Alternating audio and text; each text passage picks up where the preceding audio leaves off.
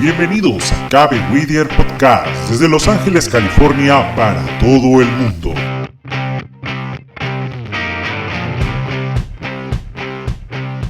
Cabe Whittier Radio Podcast ha sido creada para poder compartir contigo nuevas experiencias de desarrollo y motivación personal en nuestros hijos. Sabemos que en este nuevo milenio la tecnología nos da nuevas oportunidades y herramientas que debemos aprovechar. Así que no estás solo, porque estamos contigo para crecer juntos con tu nueva radio, Cabe Whittier Radio Podcast. Ya estamos en Spotify, Facebook y YouTube, así que te esperamos.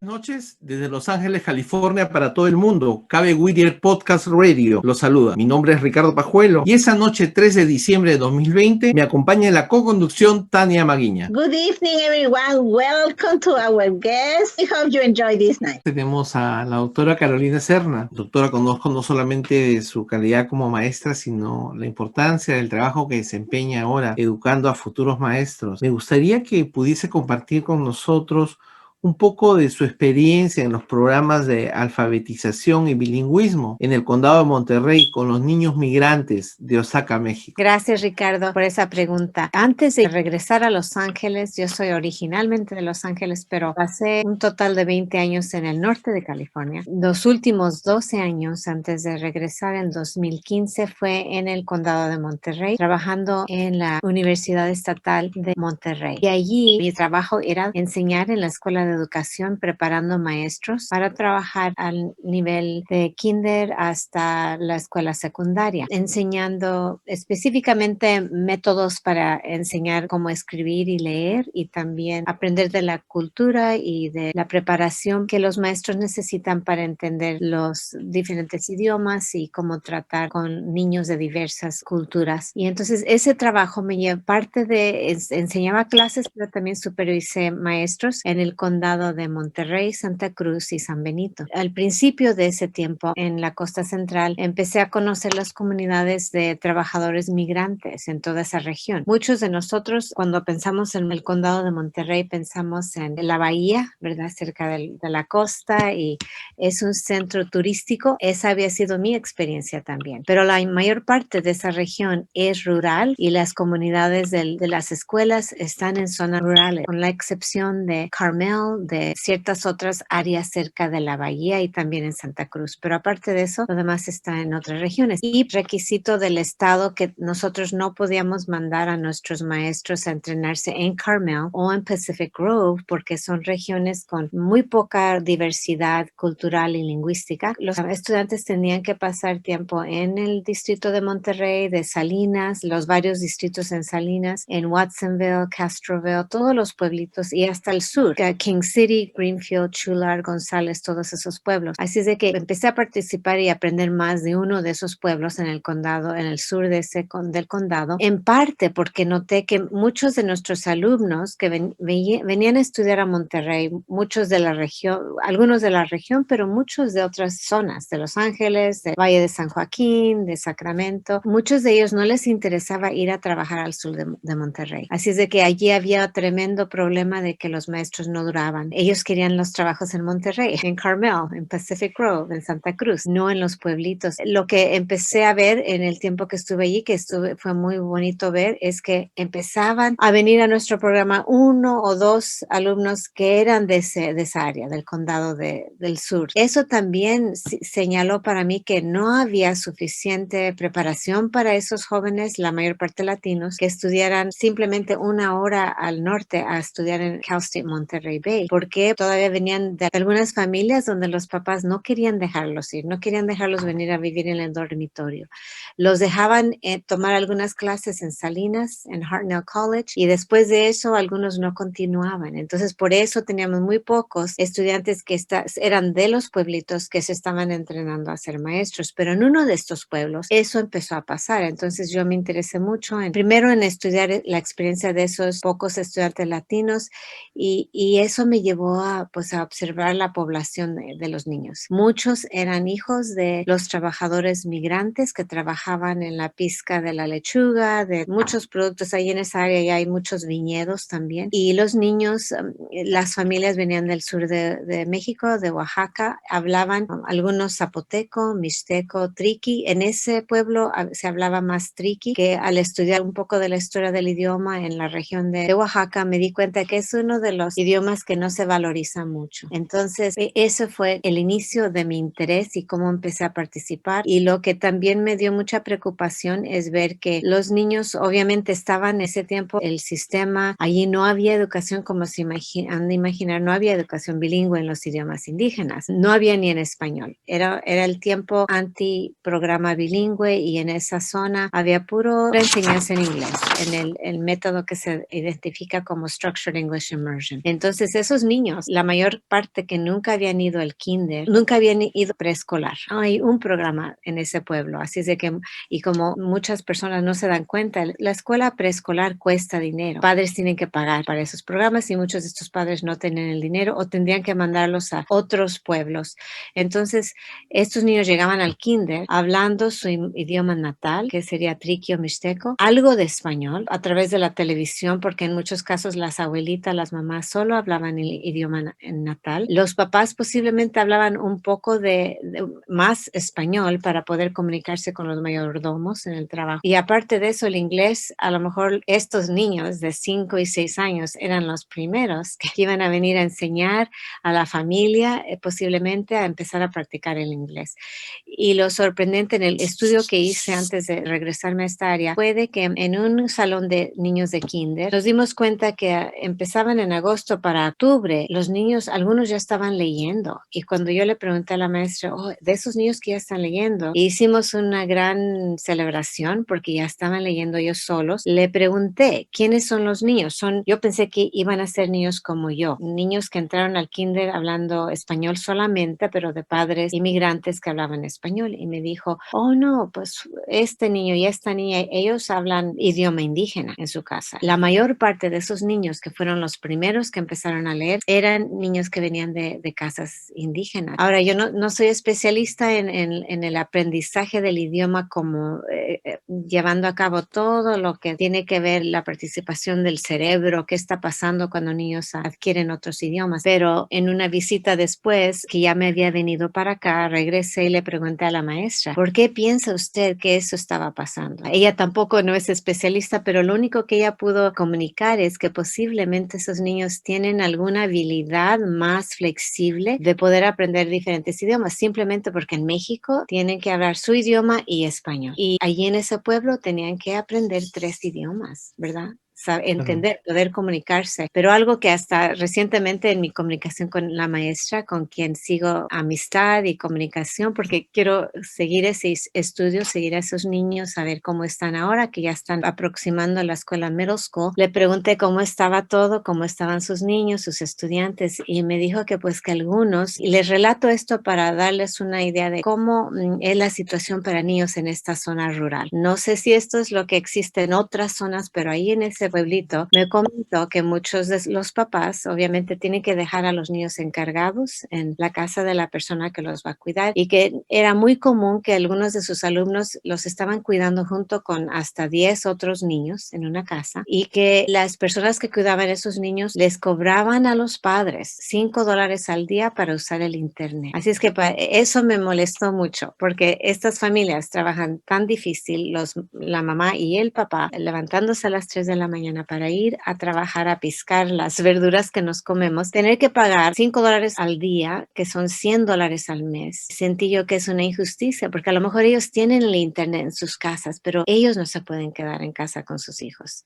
Tienen que salir a trabajar y eso también era una preocupación, ¿verdad? Que estas personas estaban yendo a trabajar en autobuses que los llevaban a los fields, donde muchos se enfermaban. Es una situación muy difícil todavía en esa zona. Carolina, gracias por compartir no solamente solamente tu experiencia como educadora, sino también parte del trabajo de investigación. Yo creo que es muy enriquecedor para CABE contar con profesionales como tú que han querido asumir una responsabilidad, y todo ese conocimiento y experiencia va a ser muy útil para nuestra organización, porque California es diverso también. California no solamente tiene ciudades muy desarrolladas, sino también tiene zonas rurales, que es la experiencia personal que tú tienes. Y esa experiencia evidentemente le da temas para que CABE como organización pueda desarrollar esa abogacía, saber que todo Estados Unidos no es igual. Existen zonas rurales donde se necesita un apoyo distinto y diferente. Carolina, como representante CABE y como educadora de futuros maestros, con este tipo de nuevos conocimientos que esta pandemia ha producido, como el distanciamiento social o la educación online, ¿qué nuevos retos exige un futuro profesional en educación ahora? Es una pregunta muy importante. Actualmente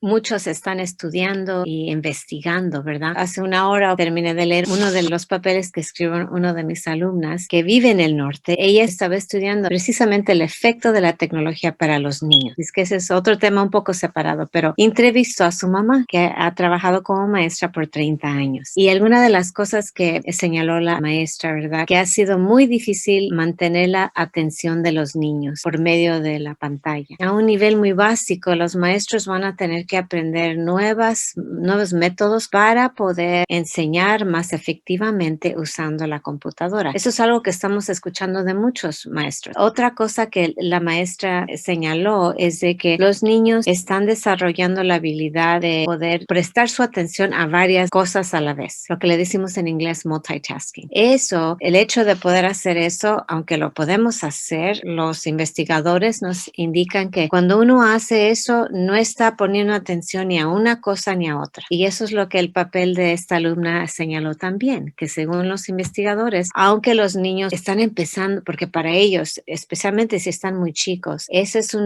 nuevo aprendizaje para ellos, pero a la vez están aprendiendo, se podría decir, a no poner atención. Lo que la maestra notó en ese caso, y no recuerdo, no mencionó qué nivel enseñaba, pero era elemental. Ella se daba cuenta que muchas veces los niños estaban enfrente a la pantalla, pero estaban viendo la televisión, estaban comiendo, así es que eso ya está involucrando como 3 diferentes actividades, ¿verdad? Las maestras tienen que participar en más entrenamiento. Eso también es, aunque es un reto, es una oportunidad profesional. Como les dije ahora a mis alumnos en nuestra última clase, ustedes están empezando a ser maestras en un tiempo muy interesante, que es más importante para ustedes empezar ahorita a aprender esos nuevos métodos de enseñar y de aprender. Creo que eso va a ser una oportunidad increíble para todos, como ya hemos visto en estos últimos 9 meses, de aprender tecnología nueva. Podemos esperar que esa tecnología va a seguir desarrollando. Como un maestro principiante, el nivel novicio tiene que participar muy enfocadamente en esos entrenamientos, pero yo diría no nomás en la tecnología, pero también entender los efectos. El papel que escribió mi alumna era los efectos de la tecnología. Bueno, estos niños estamos viendo que están teniendo de diferentes efectos y hemos leído los artículos, ¿verdad? En el periódico de los niños que tienen más ansiedad. Yo leí de un niño de kinder que quería hacer una pregunta a la maestra y pobrecito no sabía de lo del mute y unmute muy bien. El niñito terminó llorando muy, muy desesperado porque la maestra no le pudo contestar su pregunta. Ahora, eso es un niño muy chico, eso,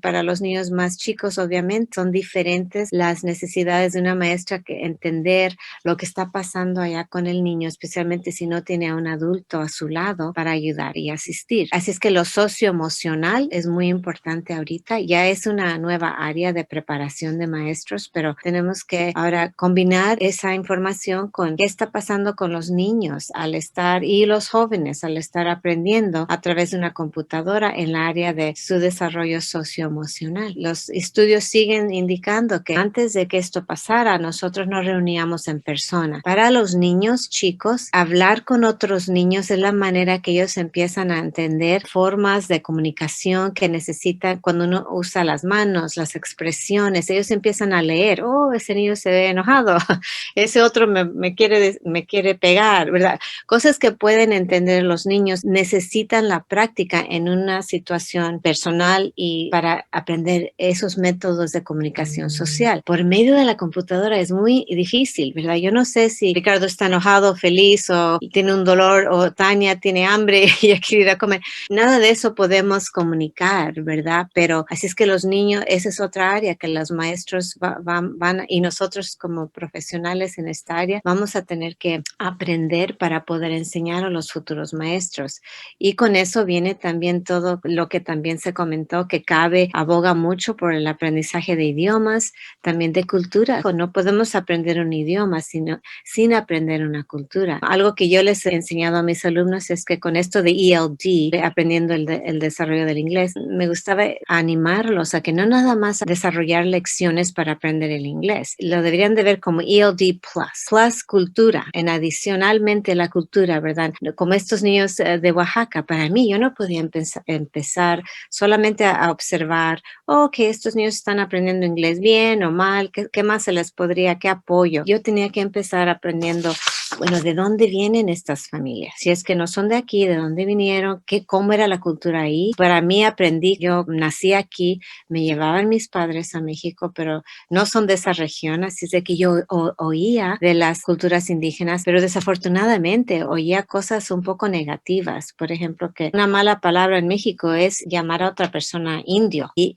entre más, yo había estudiado historia, entonces recuerdo haber leído, por ejemplo, de Benito Juárez y tan significativo que él fue un presidente porque él venía de esa región de Oaxaca en aquel tiempo, pero desde entonces la relación en México entre las poblaciones indígenas y el gobierno del Distrito Federal siempre han sido ha habido tensión.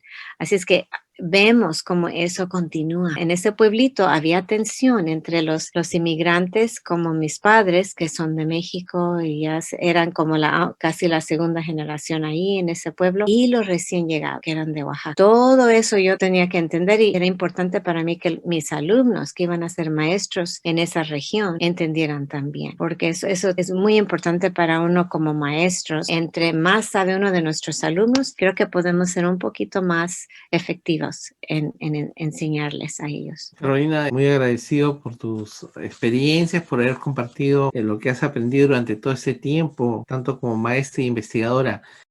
Bienvenidos a CABE Whittier Podcast desde Los Ángeles, California, para todo el mundo.